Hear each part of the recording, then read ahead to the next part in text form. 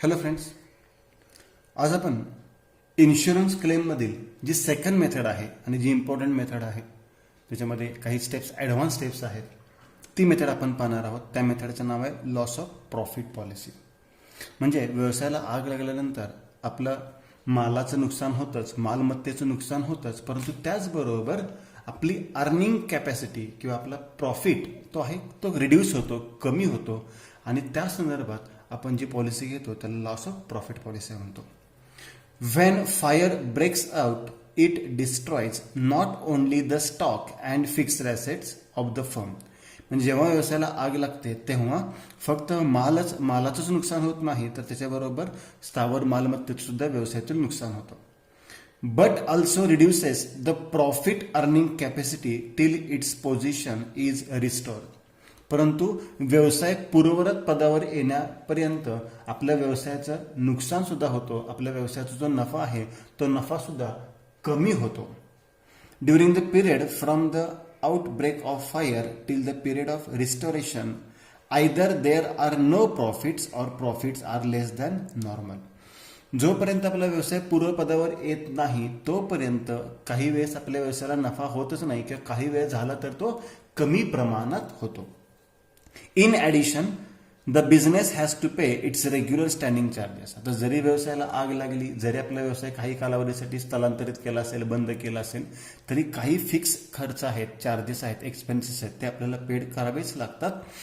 Such as wedges, salaries, rent etcetera. म्हणजे आपल्या प्रिमायसेसचं rent आहे ते आपल्याला पेड करावंच लागतं. कामगारांचे मजुरी, पगार असेल ते आपल्याला द्यावंच लागतात. विच कॅनॉट बी रिकवर, आणि जे आपल्याला वसूल करता येत नाहीत. Also, it may have to bear increased cost of working to avoid reduction in turnover. आणि त्यानंतर काही कालावधीसाठी समजा आपण व्यवसाय स्थलांतरित केला तर त्या स्थलांतरित व्यवसायाचे की जी काही प्रिमायसेस आपण भाडेतत्वावर घेतले असेल त्याचं भाडं आपल्याला द्यावं लागेल. ट्रान्सपोर्टेशन चार्जेस, जो काही वाहतूक खर्च आहे तो सुद्धा आपल्याला ज्यादा द्यावा लागणार आहे. Such as rent of temporary premises hired म्हणजे भाडेतत्वाने घेतलेले transportation charges etcetera. While determining the loss of profit it is necessary to know the meaning of following terms. आता त्याच्यामध्ये काही टर्म्स आहेत, त्या टर्म्स आपल्याला खूप महत्त्वाच्या लक्षात ठेवायच्या आहेत. पहिली टर्म आहे इंडेमनिटी पिरियड. Indemnity period. दुसरी टर्म आहे स्टँडर्ड पिरियड. Standard period. तिसरी टर्म आहे शॉर्ट सेल्स. Short sales. चौथी टर्म आहे जीपी रेशो. GP ratio. आता ह्याच्यानंतर पुढच्या टर्म्स करताना आपल्याकडे दोन मेथड्स आहेत. त्या दोन मेथडपैकी आपण एका मेथडने जाणार आहोत. ही मेथड आहे ते आहे लॉस ऑफ प्रॉफिट. डायरेक्ट आपण इथे कॅल्क्युलेट करू शकतो या मेथडमध्ये. आणि त्याला अल्टरनेटिव्ह एक दुसरी मेथड आहे ती पण आपण पाहणार आहोत, जिथे आपल्याला इंडेमनिटी रेशो काढावा लागतो. इंडेमनिटी रेशो आपल्याला कॅल्क्युलेट करावा लागतो. दोन्ही पद्धतीने केलं तर आन्सर तुम्हाला सेमच मिळणार आहे. आन्सरमध्ये किंचितही फरक तुम्हाला सापडणार नाही. याच्यानंतर इथे असते क्लेमची व्हॅल्यू कॅल्क्युलेट करतो आपण, आणि इथे क्लेमचीच व्हॅल्यू कॅल्क्युलेट करतो. अशा दोन वेगवेगळे मेथड्स आहेत, त्या मेथड्स आपल्याला इथे पाहायचे आहेत. म्हणजे कॅल्क्युलेशनचे फक्त दोन मेथड्स आहेत, तुम्ही एकाच पद्धतीने सॉल्व्ह करायचं आहे. पाहूया तर ह्याच्यातली पहिली स्टेप आहे ते आहे इंडेमनिटी पिरियड. Indemnity period. आता व्यवसायाला आग लागल्यानंतर आपण व्यवसाय काही कालावधीसाठी स्थलांतरित करतो किंवा थोड्याफार प्रमाणात बंद ठेवतो. म्हणजेच आपला जो बिझनेस आहे, आपला जो व्यवसाय तो थोड्या कालावधीसाठी इंटरप्ट होतो, डिस्टर्ब होतो. मग तो कालावधी म्हणजेच कोणता, तर त्याला आपण इंडेमनिटी पिरियड म्हणतो. When a fire breaks out. When a fire breaks out, comma, it interrupts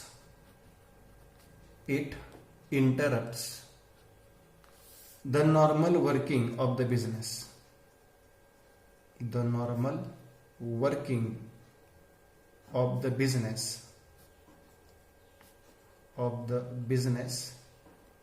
over a period of time. over a period of time. म्हणजे काही कालावधीसाठी आपला व्यवसाय काय होतो, इंटरप्ट होतो, बंद होतो किंवा थोड्याफार प्रमाणात चालू राहतो. The period immediately after, the period immediately म्हणजे लगेच सुरू होतो. immediately after the date of fire, the date of fire for which business activities, म्हणजे जे आपल्या व्यवसायातील ऍक्टिव्हिटीज आहेत, are interrupted,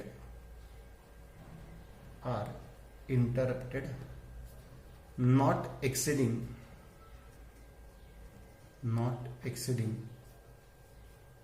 the period of 12 months.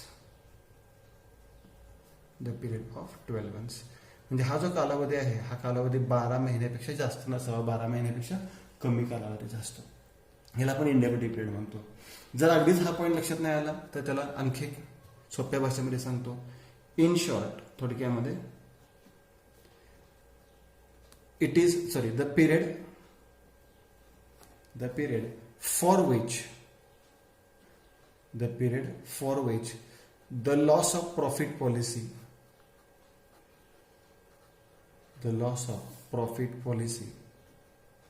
is taken.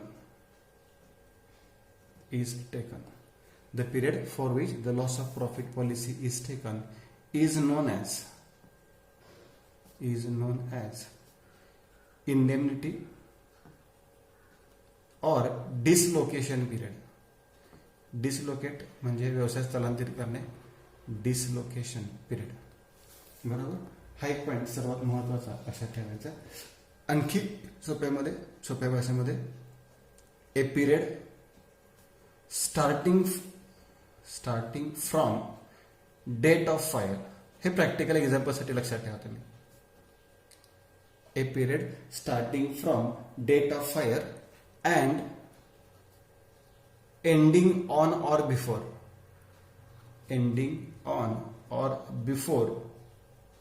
12 months. म्हणजे जो कालावधी डेट ऑफ फायरला सुरू होतो, डेट ऑफ फायर पासून सुरू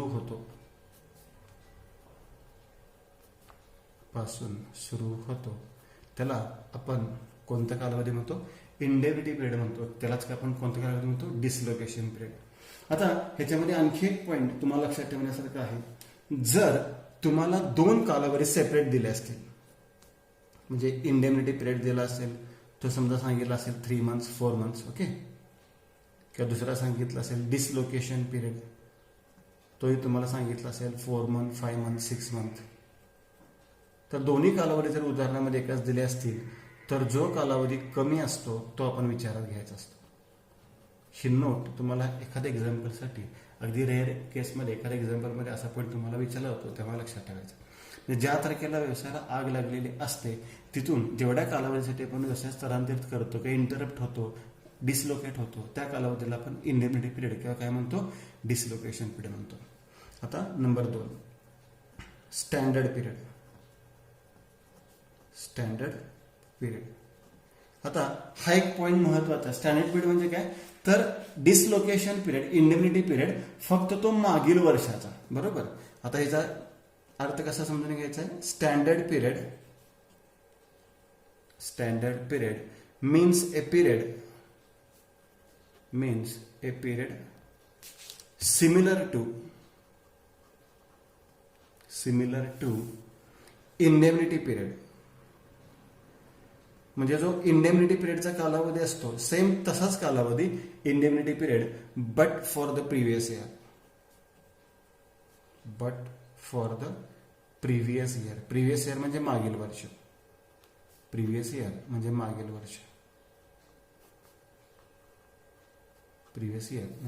वर्ष. म्हणजे कालावधी तोच. वरती समजा 4 महिन्याचा तर हा सुद्धा 4 महिन्याचा, फक्त हा चालू वर्षाचा आणि हा मागील वर्षाचा. आता याच्यासाठी तुम्हाला एक छोटंसं एक्झाम्पल देतो तुमच्या लक्षात येईल. For example, fire awkward on 1st April 2010 and business is dislocated up to 1st August 2010. म्हणजे 1 एप्रिल 2010ला व्यवसायाला आग लागली आणि आपण स्थलांतरित 1 ऑगस्ट 2010 पर्यंत केलेलं आहे. फुल stop. Indemnity period is 6 month. बरोबर. आता पहिल्यांदा आपण इंडेमनिटी पिरियड शोधून काढूया. याच्यामध्ये पहिली स्टेप करतो आपण इंडेमनिटी पिरियड. आता या उदाहरणामध्ये तुम्हाला इंडेमनिटी पिरियड सुद्धा दिलाय आणि डिसलोकेशन पिरियड सुद्धा दिलाय. लक्षात घ्या, इंडेमनिटी पिरियडची सुरुवात कधी होते? डेट ऑफ फायरला. म्हणजे कधी सुरू होणार आहे? 1/4/10 सुरू होणार. बरोबर. 2 कालावधी दिलेत, मी 2 वेळा लिहितो. 2. इथे डिसलोकेशन कधीपर्यंत सांगितले? 1 ऑगस्ट. म्हणजेच 1/8/10. आणि इथे कालावधी किती महिन्यात सांगितलंय? 6 मंथचा. 6 मंथचा म्हणजे 1/4 पासून 6 महिने म्हणजे किती झाले? 1/10/10. बघा, डिसलोकेशन 1 ऑगस्ट पर्यंत आहे, इंडेमनिटी 6 मंथ आहे. मग इथे 1/4 ते 1/8 बरोबर ह्या तारखेप्रमाणे. आणि इथे 6 मंथचा कालावधी सांगितलाय म्हणून 1/4 पासून 6 महिने म्हणजे किती झाले? 1/10. आता 2 प्रकारचे वेगवेगळे कालावधी दिले असतील तर आपण कोणता कालावधी घेतो? जो कमी असतो तो. म्हणजे आपण हा कालावधी विचारात घेतो. आपण जो जास्त आहे तो विचारात घेत नाही. म्हणजे ते इंडेमनिटी पिरियड किती झाला? 1/4/10 ते 1/8/10. आता स्टँडर्ड पिरियड कसा होतो मग? स्टँडर्ड पिरियड म्हणजे मागील वर्षाचा कालावधी. आता मागील वर्षाचा म्हणजे हाच घ्यायचा, फक्त 1/4/9 ते 1/8/9 हाच कालावधी फक्त कुठल्या वर्षाचा घेतला आपण? मागील वर्षाचा कालावधी घेतला. याला आपण काय म्हणतो? स्टँडर्ड पिरियड म्हणतो. आता याच्यानंतर तिसरी स्टेप कोणती असते? शॉर्ट सेल्स म्हणजे आपली विक्री काय झालेली असते? कमी झालेली असते. मग ही विक्री आपण कशी कॅल्क्युलेट करायची आहे? तर आधी एक वाक्य लिहून ठेवूयात. Short sales is also known as reduce sales. Reduce म्हणजे कमी झालेली विक्री. Reduce sales. बरोबर. आता ही विक्री कमी का होते? तर तो पॉईंट समजून घेऊयात आधी. बघा, लक्षात घ्या. आपल्या समजा या वर्षी आपल्या व्यवसायाला आग लागलेली आहे असं गृहीत धरूयात. बघा, या वर्षी आपल्या व्यवसायाला आग लागलेली आहे आणि ही आग लागली 1 एप्रिल 2015ला समजा. आग लागल्यानंतर आपल्या व्यवसायाची विक्री वाढणार का कमी होणार सांगा? बघा, समजा व्यवसायाला आग लागली तर आपल्या व्यवसायात स्थलांतरित करावं लागणार. थोड्या कालावधीसाठी इंटरप्ट होणार, डिस्टर्ब होणार. आपल्या मशिनरी काही खराब झाली असते, आपले प्रिमायसेस फर्निचर काही खराब झालं असेल, त्यामुळे आपली जी प्रोडक्शन कॅपॅसिटी आहे ती सुद्धा कमी झाली असणार. त्यामुळे अल्टिमेटली आपला सेल्स काय झाला असणार आहे? कमी झाला असणार आहे. बरोबर. म्हणजे आग लागल्यानंतर जो सेल्स असणार आहे तो काय असणार आहे? कमी असणार आहे. परंतु हाच जर सेल आपण मागच्या वर्षीचा विचारात घेतला 1 एप्रिल 14चा. बघा, आग लागल्यानंतर सेल्स कमी असतो आणि मागच्या वर्षीचा सेल्स विचारात घेतला तर हा सेल्स नक्कीच जास्त असणार आहे. बरोबर. समजा आता व्यवसायाला आग लागली होती तेव्हा आपला सेल्स 1 लाख रुपये झालाय, परंतु मागच्या वर्षी हा सेल्स 3 लाख रुपये होता. म्हणजे इथे सेल्स का कमी झाला? तर व्यवसायाला आग लागलेली आहे, आपल्या मशिनरी खराब झाल्या आहेत, आपल्या प्रिमायसेस खराब झाले असेल, आपला व्यवसाय काही कालावधीसाठी स्थलांतरित करावा लागला असणार आहे, आपली प्रोडक्शन कॅपॅसिटी कमी झाली असणार आहे. मग मागच्या वर्षी 3 लाख होता, म्हणजे यावर्षी 3 लाख त्यापेक्षा जास्त सेल्स असला पाहिजे. परंतु आग लागल्यामुळे हा सेल्स काय झालेला आहे? रिड्यूस झालेला आहे, कमी झालेला आहे. किती रुपयाने कमी झाला? 3 लाखाचा 1 लाख झाला, म्हणजे किती रुपयाने कमी झालाय?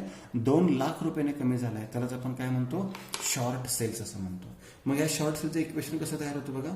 Short sales is equal to कुठला सेल जास्त असणार आहे? मागील वर्षाचा. बरोबर. मागील वर्षाचा म्हणजे standard. Short sales is equal to standard period turnover. Turnover म्हणजे sales minus indemnity period turnover. आग लागलेल्या तारखेपासूनचा पुढचा indemnity period turnover.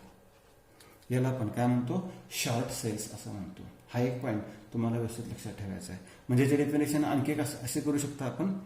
And excess of standard period turnover. Standard period turnover काय असतो? जास्त असतो. An excess of standard period turnover over indemnity period turnover. म्हणजे इंडेमनिटीपेक्षा स्टँडर्डचा सेल्स किती रुपयाने जास्त आहे त्यालाच आपण काय म्हणतो? शॉर्ट सेल्स असं म्हणतो. आता याच्यानंतर चौथी स्टेप कोणती असते? GP ratio, gross profit ratio. आता gross profit ratio gross profit ratio. आता हा रेशो कॅल्क्युलेट करण्यासाठी मात्र तुम्हाला काही पॉईंट लक्षात ठेवायचे आहेत.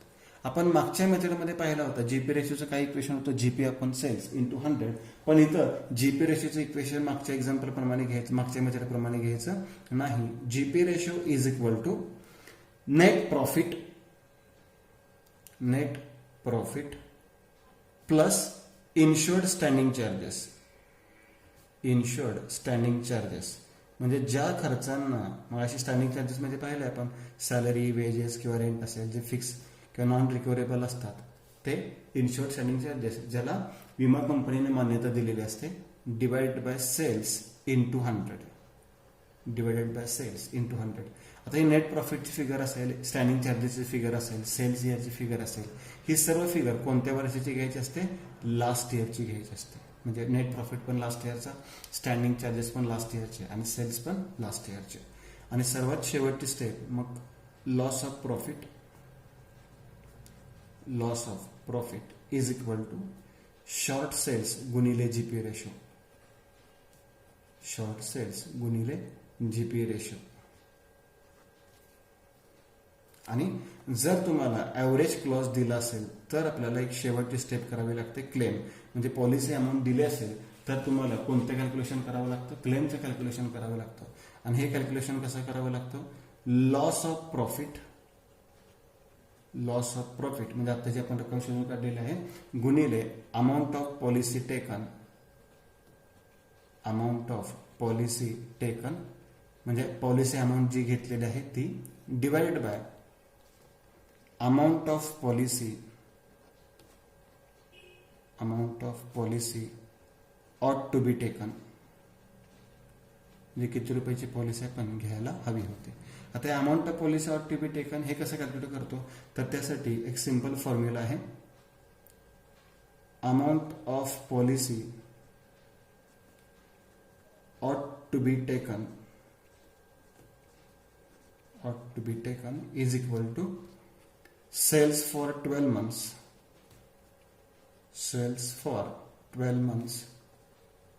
ending on date of fire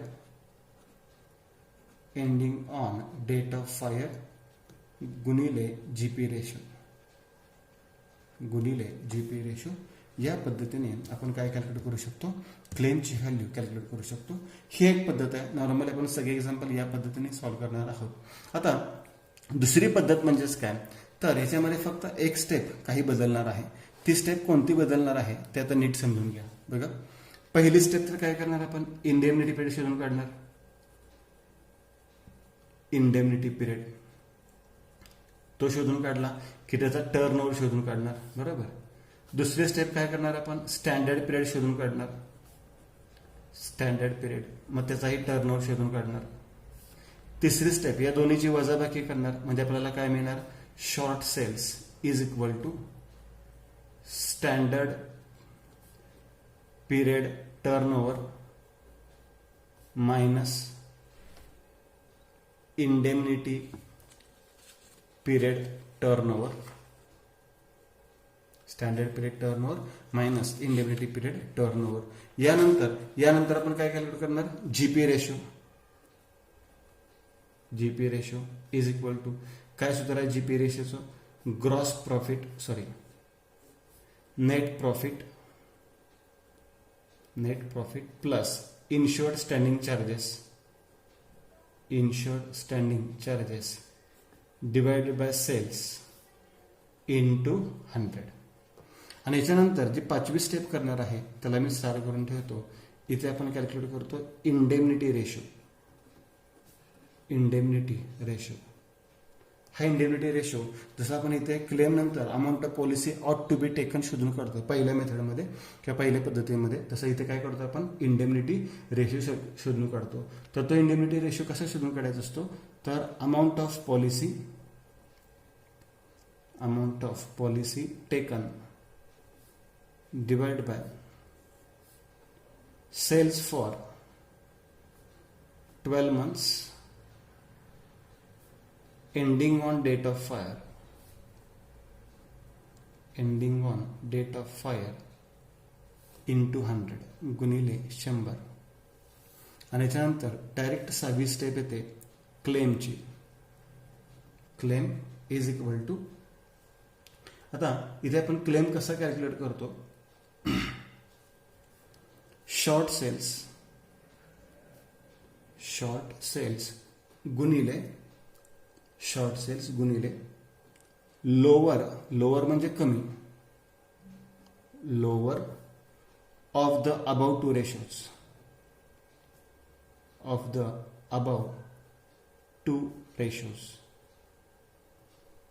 म्हणजे हे दोन रेशो आपण कॅल्क्युलेट करणार आहे, जीपी रेशो आणि इंडेमनिटी रेशो. यापैकी जो रेशो कमी असतो, जे टक्केवारी कमी असते, ती टक्केवारीला शॉर्ट सेल्सने गुणायचं, म्हणजे आपल्याला कशाची रक्कम येणार आहे, क्लेमची रक्कम येणार आहे. तर या पद्धतीने आपल्याला या मेथडमध्ये लॉस ऑफ प्रॉफिट पॉलिसी मेथडमध्ये आपल्याला एक्झाम्पल सॉल्व्ह करायचे आहेत. मी दोन्ही प्रकारे तुम्हाला स्टेप्स लिहून दिलेले आहेत. पहिल्या याच्यामध्ये indemnity ratio, indemnity period, standard period, short sales, GP ratio, loss of profit आणि क्लेम. आणि इथं मात्र जीपी रेशो नंतर इंडेमनिटी रेशो आणि नंतर काय कॅल्क्युलेट केलेलं आहे, क्लेम कॅल्क्युलेट केलेलं आहे. तर पाहूयात आता या टॉपिकमधलं पहिलं एक्झाम्पल आपण पाहणार आहोत.